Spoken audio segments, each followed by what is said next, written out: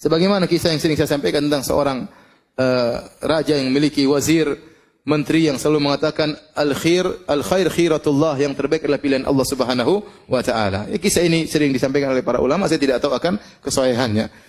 Dia seorang menteri yang selalu berkata yang terbaik pilihan Allah Subhanahu wa taala. Setiap ada orang terkena musibah dia datang, yang terbaik pilihan Allah Subhanahu wa taala. Orang terkena musibah, yang terbaik pilihan Allah Subhanahu wa taala. Sampai akhirnya sang raja tangannya terputus karena terpotong, dia datang kepada sang raja, dia berkata, yang terbaik pilihan Allah Subhanahu wa taala. Maka raja pun marah. Apa yang terbaik? Tangan saya putus, jari saya putus, kau bilang yang terbaik. Masukkan ini menteri dalam penjara. Begitu dimasukkan di penjara, dia mengatakan, yang terbaik pilihan Allah. Saya di penjara pun adalah yang terbaik.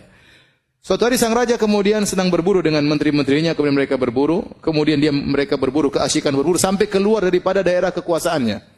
Sampai akhirnya dia terjebak ke suatu kaum yang mereka menyembah berhala atau menyembah arwah.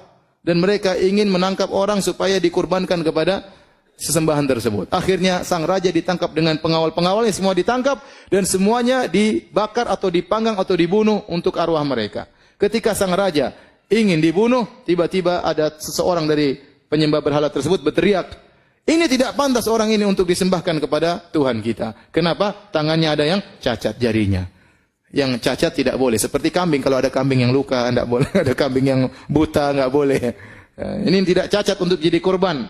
Kalau korban harus orang yang tidak boleh cacat. Akhirnya raja tersebut disuruh pulang dan dia selamat gara-gara jarinya yang putus. Maka dia ingat perkataan menterinya, benar perkataan menteriku, yang terbaik adalah apa?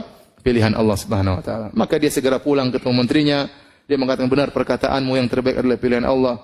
Terus kamu waktu di penjara, kenapa kau bilang terbaik pilihan Allah? Kata dia, kalau saya tidak di penjara, tentu saya akan ikut berburu sama Anda dan saya jadi korban. Jadi maksud saya, seorang renungkan ini kisah bisa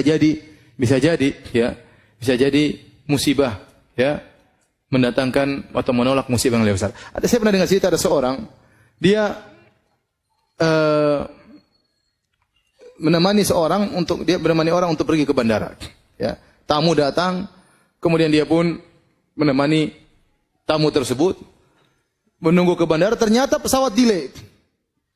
Harusnya dia sudah pulang ke rumah, mungkin sudah tidur siang atau tidur malam. Saya lupa waktunya, mungkin sudah tidur malam. Namun gara-gara ngantar temannya ini, padahal dia lagi sibuk, setiap ngantar lihat jam, aduh, kok enggak. Ternyata pesawat delay dan karena dia enggak enak dia nungguin. Musibah. Waktu dia terbuang, pekerjaannya tertunda. Subhanallah, sampai akhirnya temannya tersebut berangkat, dia pulang ke rumah, ternyata rumahnya kecurian. Terus rumahnya kecurian. Ada rampok datang masuk kemudian mengambil hartanya. Kemudian dia tambah jengkel lagi. Dia bilang, coba ini. Itu gara-gara pesawat. Coba kalau tadi saya pulang lebih cepat mungkin saya tidak kecurian. Maka ada tetangga yang negur, ya akhi, ihmadillah, pujilah Allah. Apa ada perampok datang baik-baik sama ente? Kalau ente lagi di rumah mungkin ente dibunuh sekalian. Ente bersyukur yang diambil cuma harta. Nyawa ente tidak diambil oleh para perampok tersebut. Oleh karenanya seorang kalau terkena musibah, ya dia bilang bisa jadi bisa jadi ini menolak musibah yang lebih besar. Contoh, ada seorang anaknya yang dia sangat sayangi meninggal dunia. Anak ini akan memberi syafaat pada hari kiamat.